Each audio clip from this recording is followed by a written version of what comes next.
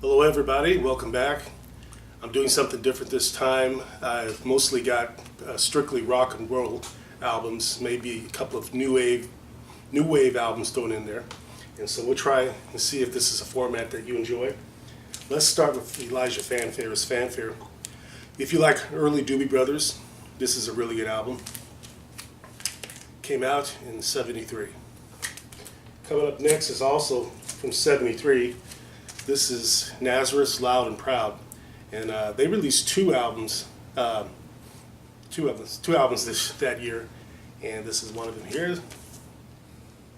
Enjoyable stuff. Also in the early '70s, I believe '75, was this group formed, a Canadian group called Trooper, and I have more of their stuff I will show you later. They just kind of got separated a little bit, but some good rock music there. Steve Hackett was formerly with Genesis. And I believe in '77 he went on a solo career. This is his first album. As you know, Steve Hackett is a guitarist and harmonica player.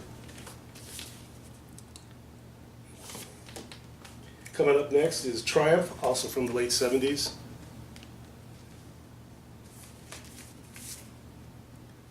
And this is on a gatefold.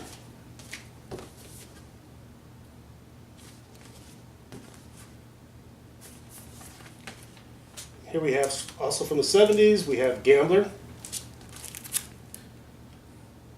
Haven't listened to this one yet, even though I've had it for like maybe 10 years. But I will get around to that. Wet Willie, most of you are familiar with their works. They had a song called Keep On Smiling and another song called Street Life Serenade, which was also the '70s. This one here is called, it's on Capricorn. I can't get the name of it. I will post the name later. I knew the name of this album when I bought it though. 38 Special, great album, and one of my favorite MTV music videos of all time, Hang On Loosely. It's about having fun, that's what it is. That's Caught Up in You, right? Huh? Was it Caught Up in Caught You? Up in You, Where they thank you. Arm wrestling? Yeah, the two guys are arm wrestling and they end up breaking the table. Yes. Yeah, Hang On Loosely is, that's them, but it's not a video. It's a foul live video. Right, okay. In 1978, Stiff Records brought us a new wave artist. This is Lena Lovich. She hasn't put out a lot of albums, but the album that came out after this is called Flex, and I really like that album. I have it somewhere else, but I would like to suggest that you get that. This one here is called Stateless, and on top of that, it is a promotional record I got back when I worked at a music warehouse. All of you probably know how much I love Neil Diamond. This is a must-have album next to Taproot Manuscript. This is Stones. The song I Am I Said has such emotional resonance to it, such beauty. And with a voice like his, it's just impossible not to like this record. Also, there's The Last Thing on My Mind. He does a version of this song which was originally written and performed by Dolly Parton and Porter Wagoner. And it sounds completely different the way Neil Diamond does it, and much better if you ask me.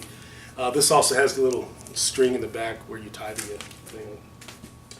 One of the last albums I bought from Styx, this is Cornerstone. It's a good record.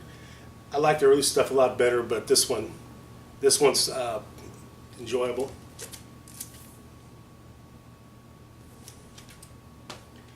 Coming up are a couple of John Lennon albums. This is Imagine. Of course, everyone knows that title song. And a compilation, Shaved Fish. Beautiful cover art. Great songs in this album. For those of you who probably haven't listened to John Lennon, maybe you very young people or people who've been living under a rock, start with this one because this kind of gives you a broad scope of what he's created. James Taylor's brother, Livingston Taylor, this is one of the albums I have by him. I have not listened to this one yet, but I would recommend an album called Live, L-I-V. And he does sound like his brother a lot, if you ask me. He does a version of the song on Broadway, which I think is pretty interesting. Ian Gaume, another promotional album. And I believe he helped co-write songs with Nick Lowe. And another artist that was brought to us from the Stiff record label. I showed you earlier Lena Lovitch, but also Rachel Sweet, Elvis Costello, The Damned, The Stranglers. We have Stiff to thank for these great artists. Daryl Hall and John Oates, this is Abandoned Luncheonette. You probably heard the song She's Gone. And what I always hated about the radio edit was that sax solo lasted about 10 seconds. I'd laugh every time I think about it. It lasted 10 seconds. So don't buy the single. If it comes on the radio, just turn it somewhere else. But get the album and listen to the song in its entirety. It's a very beautiful, haunting melody about lost love, I believe. A beautiful woman with a beautiful voice is the lead singer to Cranes. Her name fails me now, but I will do my magic later. If you like the Sundays, you'll like Cranes. Imagine the lead singer to the Sundays with a voice that's like maybe an octave or two higher. And it's very, very beautiful, ethereal music. I've been told that they probably have released 30 albums. I don't know how true that is, but if that's the case, I'm going to be buying 29 more. I do have most of this stuff on CD. Now back to 70s Southern rock. This is a band called Hydra, and this is also one of my favorite covers. There's another album out there called Toe Fat, and those of you who have heard of that album realize what I'm talking about. It kind of got the same artwork on the cover, but this is a pretty good band. I need to do some more research on them and find out all about them because I do enjoy their music. And we have another in great Rush albums. This is Grace Under Pressure. This one here came out, I think, in 84, it looks like. Yeah, 84. And there they are. Love this album. Beach Boys compilation of greatest hits, Endless Summer. I tell people 1,000,000 times a day to listen to Pet Sounds, but if you can't find Pet Sounds, Endless Summer has a really, really good collection of hits. Some of them being Surfer Girl, Surfer Safari Catch a Wave, The Girls on the Beach, California Girls, and All Summer Long, which is probably one of the happiest songs ever written. And there's a 2-record set for you. If you like Bjork, this is Human Behavior. I believe this was the first song that was released on her debut album, which I think was called Debut. It's a 12-inch single, and it has several versions of that song. Bjork has a very interesting cadence to her voice, very beautiful. And I have most of her other albums, and as those of you who collect Bjork albums know that they're on very beautifully colored vinyl. So I will one of these days get around to showing that. I hope I say this artist's name right. This is Julie Doiron. If you like Veruca Salt and the Breeders, I'm not saying she sounds exactly like them, but it's kind of in the same vein. And this is an album called I Can Wonder What You Did With Your Day. So I thought this just recently. I've talked many times before, and I will talk many times in the future about my favorite band and their best, absolute best album. This is Sparks' Big Beat. I first discovered Sparks when I was working at the theater called the Boulevard Theater, and I was the assistant manager, which basically means you do all the work and don't make as much money as everybody else. But you get to brag about being assistant manager. I also got to take home a lot of free movie posters, which I'll show you later. And you discover a lot of good groups through certain movies. There was a movie that came out in '77, I think, called Roller Coaster. And the movie was okay. But the music, this movie featured the brothers Ron and Russell Mael, the group Sparks, performing 2 songs, Fill Her Up and Big Boy. And my brother and I, we both agree we were hooked on that. Instant love. Instant, yes. Love at first sight, love at first listen. I cannot say enough about this group. Just extremely talented, very versatile, clever lyrics. This album, though, is different than other albums because they do kind of like novelty rock, different songs with different styles, more comedic. This is some serious hard rock. Maybe hard rock, power pop, whatever you want to call it, but it's some good stuff. Please buy this album and listen to it, and thank me later. Sparks' Big Beat. Okay, you're not seeing double. This is a group called IUD. This is called The Proper Sex. I haven't listened to this one yet, and I've read some reviews about it, and I'm not going to share those reviews with you until I listen to it myself. I don't know much about the group, but I do know one thing. They obviously like Sparks. So we'll keep an eye on these ladies and see what they bring us in the future. Getting back to more favorites, Joni Mitchell. I'm madly in love with this woman and her music. She inspired me to love music and to write music.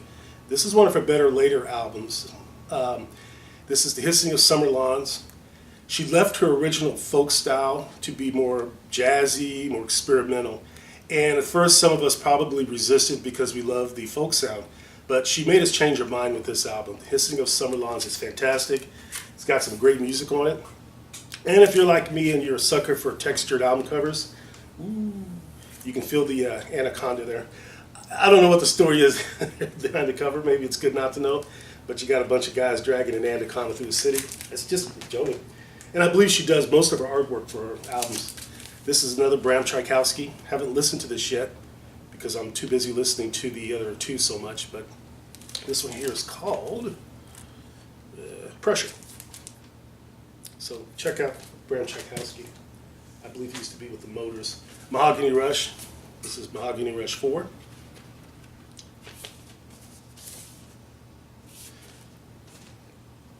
This is Ramatan. I don't know if I'm saying that name right, but let me tell you something. This is some high-octane, high-powered hippie music. And I say that with all love because I love hippie music. But this one is called In April Came the Dawning of Red Suns. And it's not like anything you would imagine. Very heavy. And I have 2 copies of this album. This one is a little more beat up than the other one I have. But if you can listen to them, check them out. Andrew Gold and Graham Gouldman got together and did this album here. This is American English Wax. Graham Gouldman, as you know, was 1/4 of 10cc.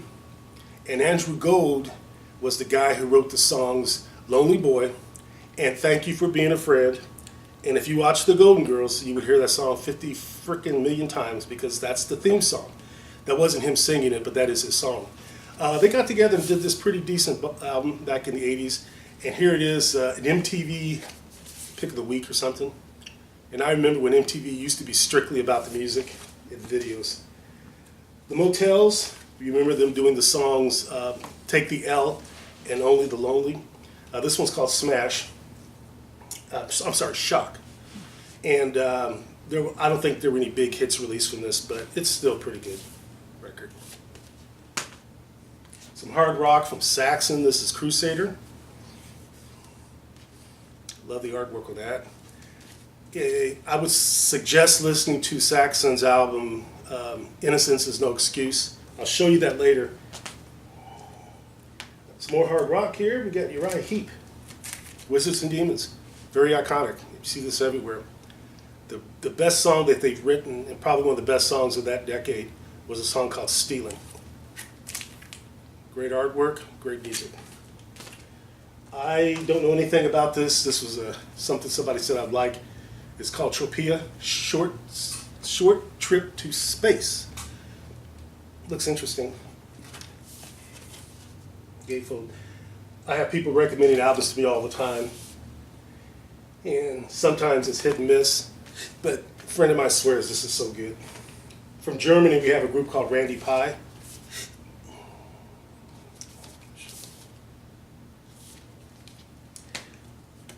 Everyone's heard of this group. This is Rat. This doesn't contain the hit Round and Round, right?